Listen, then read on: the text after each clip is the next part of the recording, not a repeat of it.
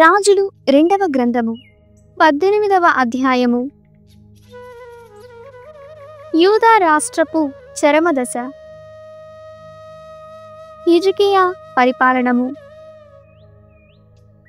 ఇశ్రాయేలు సీమ ఏలా కుమారుడు హోషేయ పరిపాలనా కాలము 3వ ఏట ఆహాసు కుమారుడు హిజ్కియా యూదా మండలమునకు రాజయ్యను. అతడు 25వ ఏట రాజ్యమునకు వచ్చెను. యెరూషలేము నుండి 29 ఏండ్లు పరిపాలించెను. అతని తల్లి జకర్యా కుమార్తె అబి. అతడు తన పితరుడు దావీదు వలె ధర్మబద్ధముగా జీవించి యావేకు ఇష్టుడయ్యెను. ఆ రాజు కొండల మీది పూజా మందిరములను తొలగించెను, విగ్రహములను నిర్మూలించెను, అషేరా దేవతా వృక్షములను నరికించెను. మోషే చేయించిన కంచు సర్పమును కూడా ముక్కలు గావించెను. దాని పేరు నెహుష్టాను. అంతవరకు ఇశ్రాయేలీయులు దానికి ధూపము వేయుచునే ఉండిరి. హిజ్కియా ఇశ్రాయేలు దేవుడు యావేను నమ్మెను. యూదాను ఏలిన రాజులలో అతనికి ముందుగాని వెనుకగాని అతని వంటి వారు లేరు. అతడు ప్రభువునకు అనుచరుడయ్యెను. ప్రభువు మోషే ద్వారా ప్రసాదించిన ఆజ్ఞలను పూర్తిగా పాటించెను. యావే హిజ్కియాకు బాసటయ్యుండెను కనుక అతడు తలపెట్టిన కార్యములనియు సఫలమయ్యెను. ఆ రాజు అసిరియా రాజు మీద తిరగబడి అతనికి కప్పము కట్టడయ్యెను. ఫిలిష్తీయుల నోడించి వారి గ్రామములను పట్టణములను జయించెను. గాజాను దాని పరిసర ప్రాంతములను కూడా వశము చేసుకొనెను. సమరియా పతనము, సింహావలోకనము. హిజ్కియా ఏలుబడి 4వ ఏట అనగా ఇశ్రాయేలున హోషేయ ఏలుబడి 7వ ఏట అసిరియా రాజైన షల్మెనేసరు ఇశ్రాయేలు వీధికి దండెత్తి వచ్చి సమరియాను ముట్టడించెను. ముట్టడి 3వ ఏట సమరియా ఓడిపోయెను. ఇది హిజ్కియా పరిపాలనమున 6వ ఏడు, హోషేయ పరిపాలనమున 9వ ఏడు. అసిరియా రాజు ఇశ్రాయేలీయులను తన దేశమునకు బందీలునుగా కొనిపోయెను. వారిలో కొందరికి హాల నగరమునను, కొందరికి గోషాను మండలములోని హాబోరు నదీ ప్రాంతమునను, కొందరికి మేదియా సీమలోను నివాసములు కల్పించెను. ఇశ్రాయేలీయులు ప్రభువు మాటను పాటింపరైరి, అతని నిబంధనను మీరిరి, అతని సేవకుడైన మోషే ఆజ్ఞలను ధిక్కరించిరి. వారు ఆ ఆజ్ఞలను వినలేదు, పాటింపలేదు. కనుకని సమరియా నాశనమయ్యెను. సన్హెరీబు దాడి. హిజ్కియా ఏలుబడి 14వ ఏట అసిరియా రాజు సన్హెరీబు యూదా మండలములోని సురక్షిత పట్టణములను ముట్టడించి జయించెను. హిజ్కియా లాకీషులో ఉన్న సన్హెరీబు నొద్దకు దూతలనంపి, నేను తప్పు చేసి తిని, నీ దాడి చాలింపుము, నేను నీవు విధించిన పన్ను చెల్లింతునని చెప్పించెను. అసిరియా రాజు హిజ్కియాను 10 బారువుల వెండిని, 1 బారువు బంగారమును చెల్లింపుమని కోరెను. యూదా రాజు దేవాలయ కోశాగారములను, ప్రాసాద కోశాగారములను ఉన్న వెండిని ప్రోగు చేసి పంపించెను. దేవాలయ ద్వారములకును ద్వార బంధములకును పొదిగిన బంగారమును కూడా ఒలిపించి అసిరియా రాజునకు పంపెను. అసిరియనులు యెరూషలేమును జడిపించుట. అసిరియా రాజు యెరూషలేమును ముట్టడించుటకై లాకీషు నుండి తన ప్రతినిధులు తర్తాను, రబ్సారీసు, రబ్సాకే జతగా పెద్ద సైన్యమును పంపెను. వారు యెరూషలేము చేరుకొని మీది చెరువు నుండి వచ్చిన నీరు నిలుచు కోనేటి వద్ద విడిది చేసెను. అచటనే చాకిరేవును కలదు. అచటి నుండి వారు రాజును పిలిపించిరి. కాని హిజ్కియా కుమారుగా రాజోద్యోగులు ముగ్గురు సైన్యాధిపతి వద్దకు వెళ్ళిరి. వారు రాజ ప్రాసాద పాలకుడును, హిల్కియా కుమారుడు ఎల్యాకీము, ధర్మశాస్త్ర బోధకుడు షెబ్నా, రాజలేఖకుడు ఆసాపు కుమారుడు యోవా. అప్పుడు రబ్షాకే, అసిరియా మహాప్రభువు నీ రాజుతో ఇట్లు చెప్పుమనుచున్నాడు. ఓయి, నీవు ఏమి చూచుకొని ఇంత మదించితివి? యుద్ధము చేయుటకు బలముండవలను కాని ఒట్టి మాటలతో ఏమి లాభము? నీవెవరిని నమ్ముకొని మా మీద తిరగబడితివి? ఐగుప్తు నీకు తోడ్పడననుకొంటివి కాబోలు. ఆ దేశమును నమ్ముకొనుట రెల్లు కాడను ఊతకర్రగా వాడుకోగోరుటయే. ఆ కాడ విరిగి చేతిలో గుచ్చుకొనును. ఐగుప్తు ఫరోను నమ్ముకొని వారికి చేకూరు ఫలితమును అంతియే. ఒకవేళ మీరు మీ దేవుడైన యావే ప్రభువును నమ్ముకొంటిరేమో, కాని హిజ్కియా ఈ ప్రభువు దేవలమును పీఠములను ధ్వంసము చేయించును కదా. యూదావాసులు ఈ ప్రభువు దేవలములను పీఠములను ధ్వంసము చేయించెను కదా.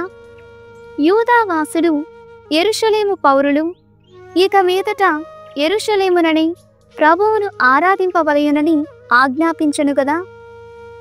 మా రాజు తరపున నేను మీతో పందెము వేయుచున్నాను, వినుడు. నేను మీకు 2000 గుర్రములను ఉచితముగా ఇత్తును. కాని వానినెక్కుటకు మీకు 2000 మంది రౌతులు కలరా? మీరు మా అసిరియా సైన్యమున ఒక చిన్న ఉద్యోగిని కూడా జయింపలేరు. అయినను ఐగుప్తు మీకు రథములు గుర్రములు పంపునని కాచుకొని ఉన్నారు. ఎంత వెర్రి! నేను మీ దేవుని అనుమతి లేకయే మీ దేశము మీదికి దండెత్తి వచ్చితిననుకొంటిరా?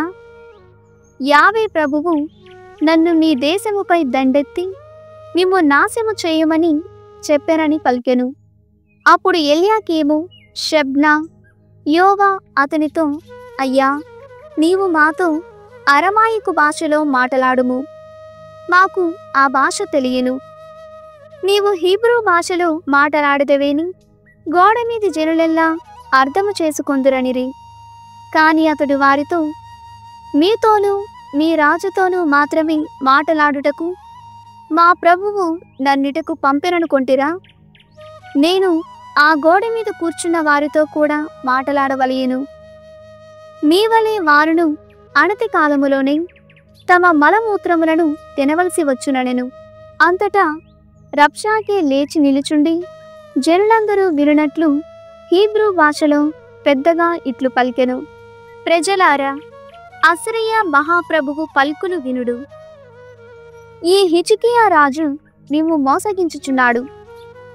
అతడెట్లును మా రాజు దాడి నుండి మిమ్ము కాపాడలేడు.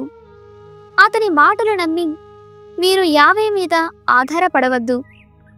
ప్రభువు మిమ్ము రక్షింపడు. మీ రాజు ఈ పట్టణమును పట్టుకొనకుండా అడ్డుపడజాలడు. మీరు హిజ్కియా మాట వినవద్దు. మా రాజు వచనము లాలింపుడు. నాతో సంధికి నగరము వీడి వచ్చి అతనికి లొంగిపొండు. అప్పుడు మీరు మీ ద్రాక్ష తోటలలో కాసిన పండ్లను భుజింతురు, మీ అంజూరముల మీద ఫలించిన పండ్లను తిందురు, మీ బావులలోని నీళ్లు త్రాగుదురు. అటు పిమ్మట మా రాజు వచ్చి మేము మరొక దేశమునకు కొనిపోయి అచ్చట స్థిర నివాసము కల్పించును. కాని ఆ గడ్డ కూడా మీ నేల వంటిదే. ఇక్కడి వలె అక్కడును ద్రాక్షలు కాయును, గోధుమ పండును, ఒలీవు తోటలు పెరుగును, తేనె లభించును. మా రాజు మాట పాటింతురేని మీరు సుఖముగా జీవింతురు కాని నాశము కారు. హిజ్కియా పలుకులాలించి యావే నిమ్ము రక్షించునని నమ్మి మోసపోకుడు. లోకములో ఇన్ని జాతులున్నవి కదా, మీరే చెప్పుడు. ఆ జాతులు కొలుచు దైవములు మా రాజు వారి నుండి వారి దేశములను కాపాడగలిగిరా? హమాతు అర్పాదు దైవములేరి, సెఫర్వాయిము హెనా ఇవ్వా దైవములెక్కడా? ఇంత ఎందుకు? మా రాజు దాడి నుండి సమరియాను ఏ దైవము రక్షించెను? ఈ దేశముల దైవములలో ఎవరైనా మా రాజు దాడి నుండి తమ రాజ్యములను కాపాడుకోగలిగిరా? మరి యావే ప్రభువు నేడు మీ యెరూషలేమును మాత్రము ఎట్లు కాపాడగలడు? ప్రజలు అస్సీరియా వాని మాటలకు జవాబు చెప్పలేదు.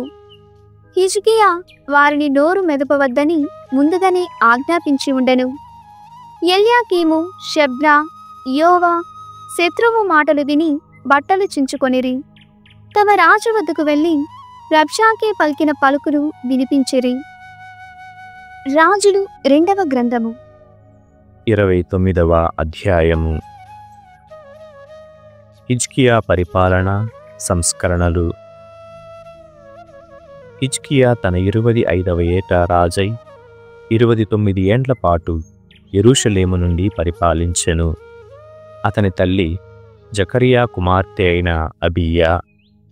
అతడు తన పితరుడు దావీదు వలె ప్రభువుకిష్టమైన కార్యములు చేసెను. దేవాలయమును శుద్ధి చేయుట. హిజ్కియా తన ఏలుబడి మొదటి ఏడు మొదటి నెలలో దేవాలయ ద్వారములు తెరపించి వారిని మరమ్మత్తు చేయించెను. యాజకులను, లేవీయులను దేవాలయము తూర్పు ప్రాంగణమున సమావేశపరిచి వారితో ఇట్లు చెప్పెను: లేవీయులారా, మీరు శుద్ధి చేసుకొని మన పితరుల దేవుడైన ప్రభు మందిరమును పవిత్రపరుపుడు. దేవళమును అమంగళము చేయు అపవిత్ర వస్తువులనెల్లా ఎత్తి బయటపడవేయుడు. మన పూర్వులు ప్రభు పట్ల విశ్వాసము చూపక అతడు వల్లని పనులు చేసిరి, అతనిని పరిత్యజించిరి. అతడు వసించు మందిరమును విడనాడిరి. వారు ముఖమండపమును కూడా మూసివేసిరి. ఇశ్రాయేలు దేవుడైన ప్రభువుకు పరిశుద్ధ మందిరమున దీపము వెలిగింపరైరి. సాంబ్రాణి పొగ వేయరైరి. దహన బలులు అర్పింపరైరి. కనుక ప్రభువు కోపము యూదా మీద, యెరూషలేము మీద రగులుకొనెను. అతడి ప్రజలను శిక్షించిన తీరెల్లరికీ భయమును ఆశ్చర్యమును కలిగించెను. ఎల్లరూ ఈ ప్రజను అపహసించిరి. ఈ సంగతి మీకును తెలియును. ప్రభువు ఆగ్రహము వలన మన పితరులు యుద్ధమున కత్తికెరయిరి. శత్రువులు మన పత్నులను, పిల్లలను చెరగొనిపోయిరి. నేనిప్పుడు ఇశ్రాయేలు దేవుడైన ప్రభువుతో నిబంధనము చేయగోరుచున్నాను. అప్పుడు గాని అతని ప్రచండ కోపము మన నుండి వైదొలగదు. కుమారులారా, ఇక మీదట మీరు అశ్రద్ధ చేయకుడు. ప్రభువు తనకు సేవలు చేయుటకు, సాంబ్రాణి పొగవేయుటకు, ఆరాధనను నిర్వర్తించుటకు మిమ్మే ఎన్నుకొనెను గదా. అప్పుడు ఈ క్రింది లేవీయులు దేవాలయమును శుద్ధి చేయుటకు పూనుకొనిరి. కోహాతు తెగ నుండి అమాసై కుమారుడు మహాతు, అజర్యా కుమారుడు యోవేలు. మెరారీ తెగ నుండి అబ్ది కుమారుడు కీషు, యహల్లేలు కుమారుడు అజర్యా. గెర్షోను తెగ నుండి సిమ్నా కుమారుడు యోవా. యోవా కుమారుడు ఏదేను.